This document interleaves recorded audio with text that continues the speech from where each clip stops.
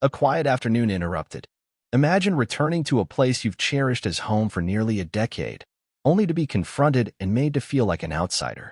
This unsettling experience befell Vanessa Thompson, a dedicated professional and long-standing resident of Maplewood Greens, a serene, gated community nestled in the heart of Tula, California.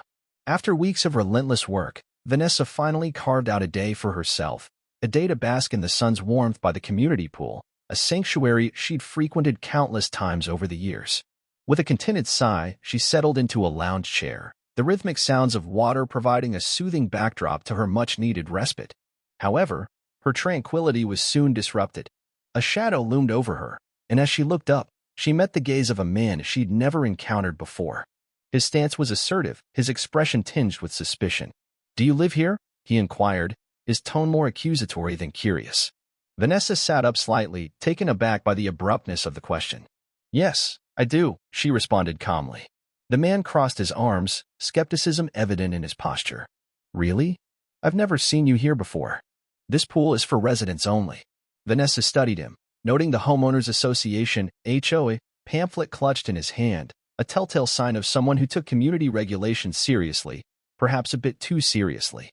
"I live 3 houses down," she explained, maintaining her composure. "I've been here for almost 10 years. He let out a short, incredulous laugh. "Right, and you just happened to wander in today?" "No," Vanessa replied evenly. "I used the gate, just like everyone else." Unconvinced, he pressed on.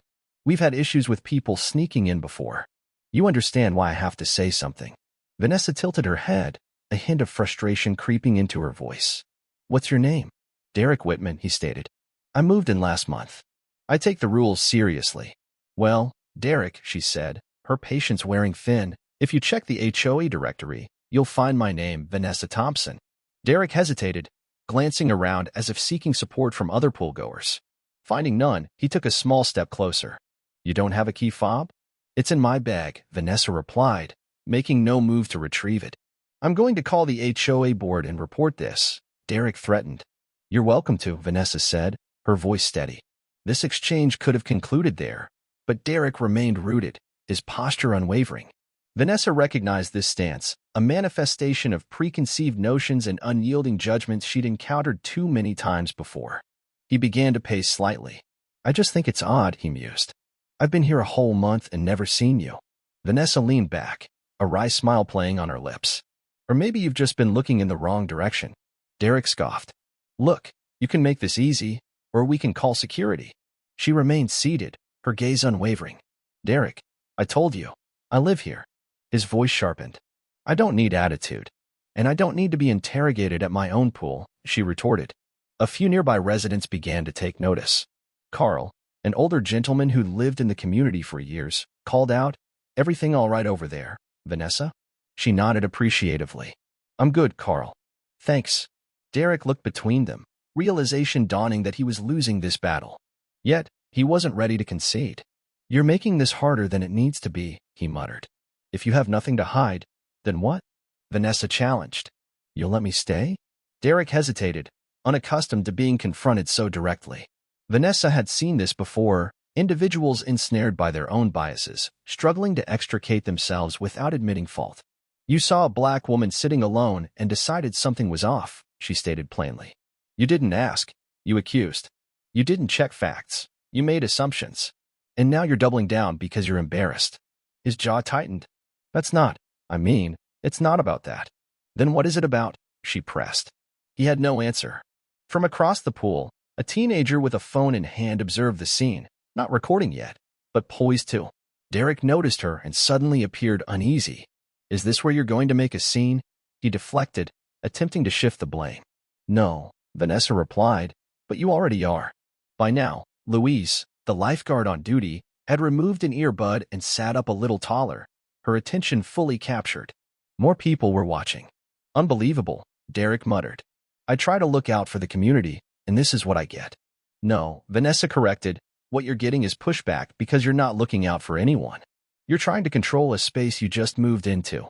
She continued, "You could have walked up, introduced yourself, and asked if I was new. Instead, you came in hot, assumed I was trespassing, and now you're mad I didn't jump when you barked." Derek's face flushed a deep red. More neighbors were watching now, including Florence Goodwin, one of the community's longest-standing residents. Vanessa, want us to call Ken from the board? Florence offered. Vanessa shook her head. No need. Flo. Just a little misunderstanding. Derek swallowed hard, shifting awkwardly, clearly unsure how to exit the situation without admitting defeat.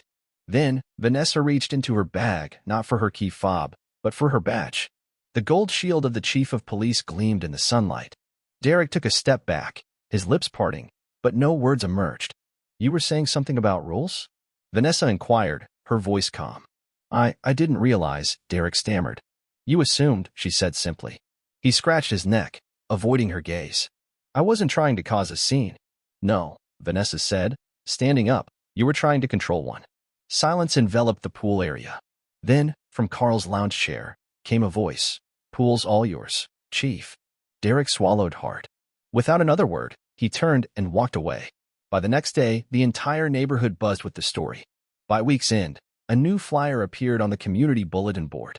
Bold text at the top read, Know your neighbors. Beneath it, a picture of Vanessa in uniform, smiling, visible, respected. Scrawled and pinned beneath it, to the man who asked her to leave, maybe read the newsletter next time. Delving deeper, the community of Maplewood Greens. Part 2. After the ripple. The flyer posted on the bulletin board stayed up for weeks, unbothered, unchallenged. No one dared take it down. If anything, more notes appeared beside it, handwritten apologies from neighbors who hadn't spoken up, expressions of support from people who'd witnessed the incident, and even small thank you notes for Vanessa's years of quiet service to the community. Someone even placed a small bouquet beneath it, wrapped in brown paper with a tag that simply read, For the Chief. Thank you for protecting us, even from ourselves. Vanessa didn't seek the spotlight, but the moment forced her into it. She hadn't intended to make a point that day. All she wanted was peace. But peace had been interrupted, not just hers, but the collective sense of neighborliness that had once defined Maplewood Greens. In the following days, she received a knock on her door almost every evening. The first was Carl. Just wanted to make sure you're all right, he said, holding a plate of warm banana bread. And also to say, thank you.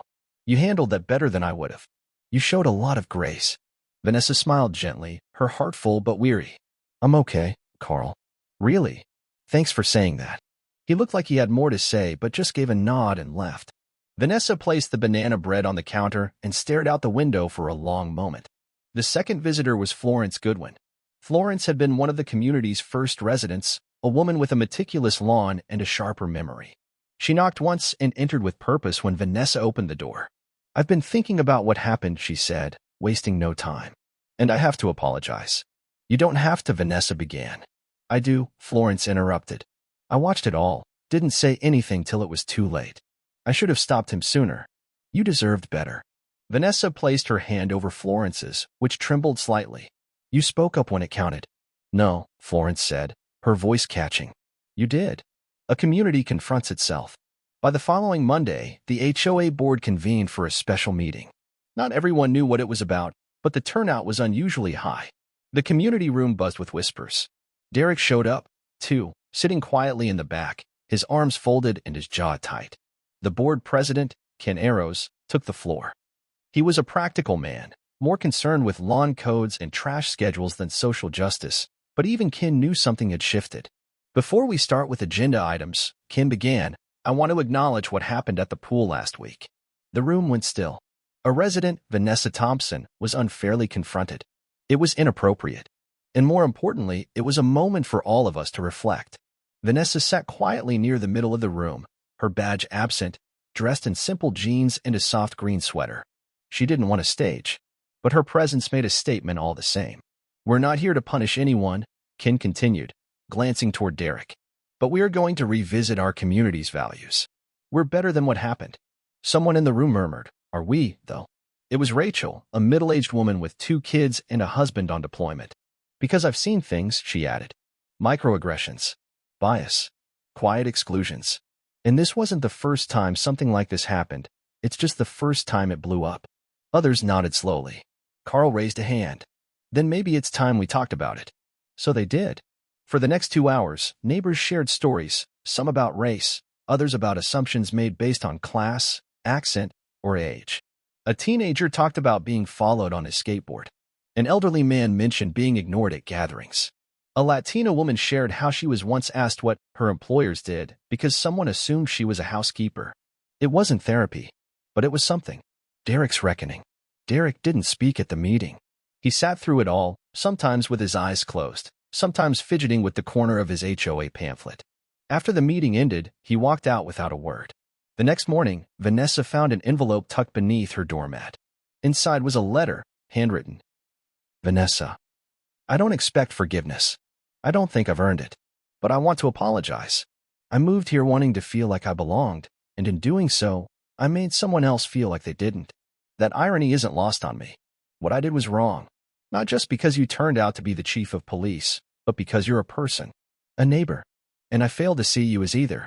I'll be attending the next 3 community events, not because I want credit, but because I need to do the work. Derek. Vanessa sat on her porch for a long time, the letter in her hands. She didn't know what to feel. There was a part of her that wanted to accept it and move on. Another part that felt the weight of all the other times apologies never came. That night, she spoke with her mother on the phone. You don't have to carry all this alone, baby, her mom said. But I'm proud of you. Not for being right, but for being steady. The kids are watching. The teenager who had almost recorded the incident, a girl named Alyssa, later approached Vanessa at the local grocery store. I didn't post it, she said shyly. I know, Vanessa replied. But I watched you. I mean, the way you handled it. You didn't yell. You didn't cry. You just stood your ground. Vanessa smiled. That's all any of us can do. Alyssa hesitated, then added, it made me think about how I speak up for myself. For others, too. Vanessa bent down slightly to meet her eyes. You've got more power than you think. Just remember, power isn't always loud. Sometimes, it's just not walking away. Alyssa nodded, holding that moment like a keepsake. A new kind of pool day. 2 weeks later, the community hosted a potluck pool day. It wasn't official, no board approval, no flyers, just a word-of-mouth event organized by Florence and Rachel. The poolside looked different, more colorful, more welcoming. People brought dishes from their cultures. Laughter echoed across the water. Vanessa arrived late, not intending to stay long. But as soon as she stepped through the gate, a little girl ran up to her.